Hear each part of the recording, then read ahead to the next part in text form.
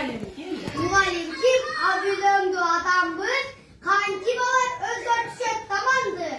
Ağlıcan adamdardın adamı, Caşılıkla arış dalat kadamı. Ata yurtta kulütülü kan